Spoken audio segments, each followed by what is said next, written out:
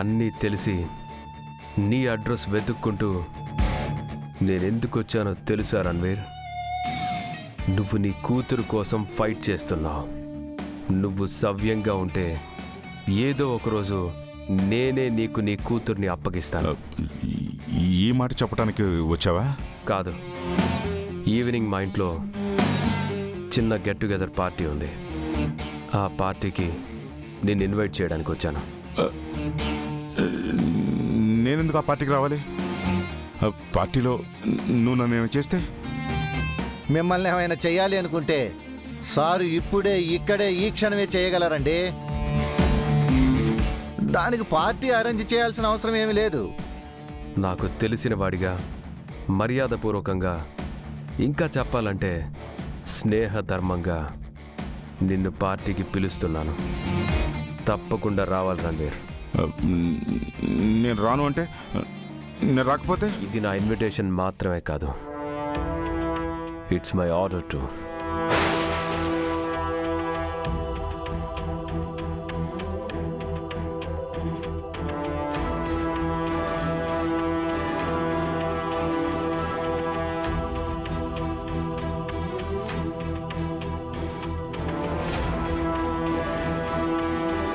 అర్థమైంది కదా? ఇప్పుడు మనిషి వచ్చాడు. సాయంత్రం మీరు రాకపోతే బుల్లెట్స్ లోడ్ చేసిన గన్ వస్తుంది.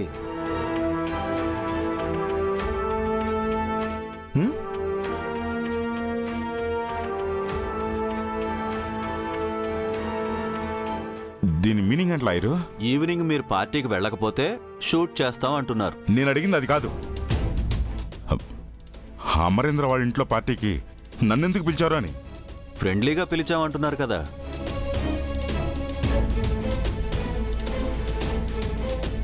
ఇప్పుడు అమరేంద్రకు నాతో శత్రుత్వం తప్ప ఫ్రెండ్షిప్ లేదు కదా. శత్రుత్వం మాత్రం ఎందుకు ఉండాలి సార్? పార్టీకి వెళ్ళండి, మీ కూతురు గురించి ఏమైనా తెలుస్తుందేమో. ఓకే, అమరేంద్ర నన్ను ఇలా ఇన్వైట్ చేసినట్టు మనోహర్కి తెలుసో లేదు లాయరు? ఈ విషయం డైరెక్ట్గా మనోహర్ గారిని అడిగి కనుక్కుంటే బెటర్ సార్.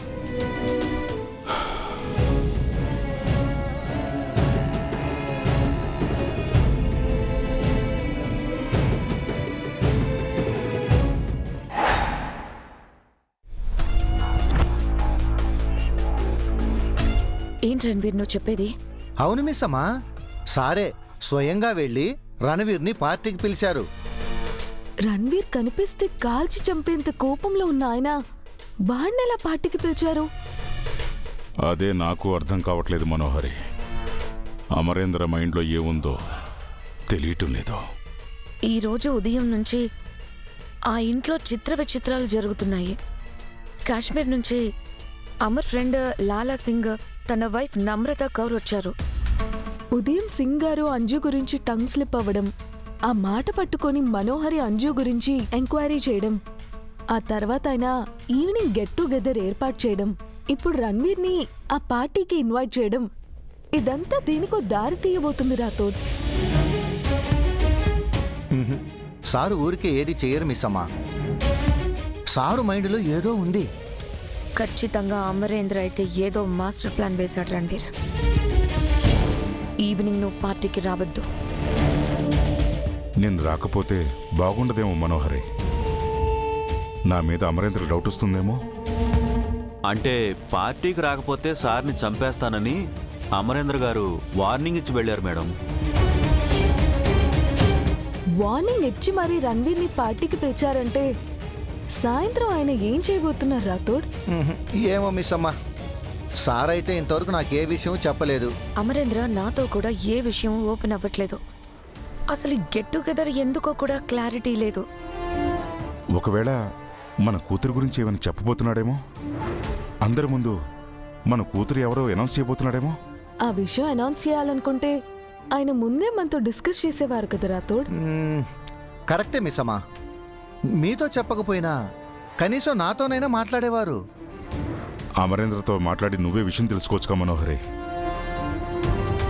పార్టీలో ఏం చేయబోతున్నాడో అడగచ్చు కదా. అంత ఈజీగా బయటపడేవాడే అయితే తను అమరేంద్ర ఎందుకు అవుతాడు? పొద్దున్న ఓ విచిత్రం జరిగింది. ఆ సింగ్ అంజు గురించి నోరు జారాడు. అది మన బిడ్డేమో అని నాకు డౌట్గా ఉంది. అంటే అంజుని మన కూతురా? అది పూర్తిగా కన్ఫర్మ్ కాలేదు. నా అనవసరంగా తొందరపడకు. ఆ పాప గురించి మీరు ఎంక్వైరీ చేయలేదా మేడం? చేశాను. నా ఎంక్వైరీ సగంలోనే ఆగిపోయింది. అంజు విషయంలో మనోహరి ముందుకు వెళ్లకుండా పార్టీ పేరుతో డైవర్ట్ చేశాం. కానీ పార్టీలో ఆయన ఏం చేయబోతున్నారో తెలియడం లేదు. సార్ ఎప్పుడు ఇంతలా సస్పెన్స్ పెట్టలేదు మిస్సమ్మా. ఏదైనా ప్లాన్ చేస్తే ముందే బయట పెట్టేవారు. ఈసారి మనకు కూడా చెప్పకుండా సార్ ఏదో చేయబోతున్నారు. అమరేంద్ర ఏం చేయబోతున్నాడో ఎలా తెలుసుకునేది?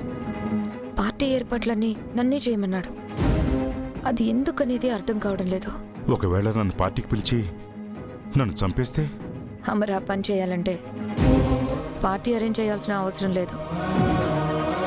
ఈ మాట అమర్ సార్ కూడా చెప్పారు మేడం. నన్ను చంపక మన బేబీ గురించి చెప్పక అమరేంద్ర ఏం చేయబోతున్నాడు? చాలా టెన్షన్గా ఉంది రాథోడ్. ఆయన ఏం చేయబోతున్నారు? ఆ, అదే నాకు ఎగ్జైట్మెంట్గా ఉంది మిస్సమ్మా. పార్టీలో సార్ ఏం చేయబోతున్నారన్నది సాయంత్రం వరకు ఆగాల్సిందే. అప్పటి వరకు మనకి సస్పెన్స్ తప్పదు.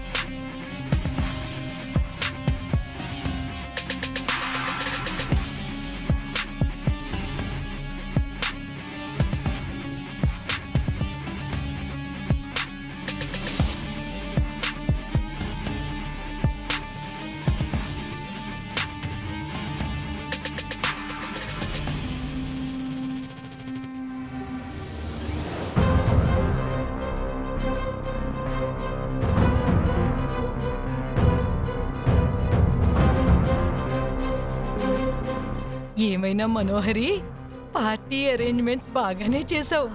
నీకు మంచి ఎక్స్పీరియన్స్ ఉంది.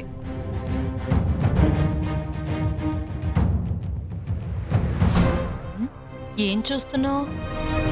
ఏర్పాట్లు చూసి అమరేంద్ర నిన్ను మెచ్చుకుంటాడా లేదానా? లేదు, అమ్మ రణ్వీర్ని ఈ పార్టీకి ఎందుకు పిలిచాడా అని. అంటే ఊరికినే అయితే పిలిపించాడు కదా. కారణం లేకుండా ఊరికే పిలిపించడు కదా చంబా. ఆ కారణం ఏంటో అర్థం కావడం లేదు.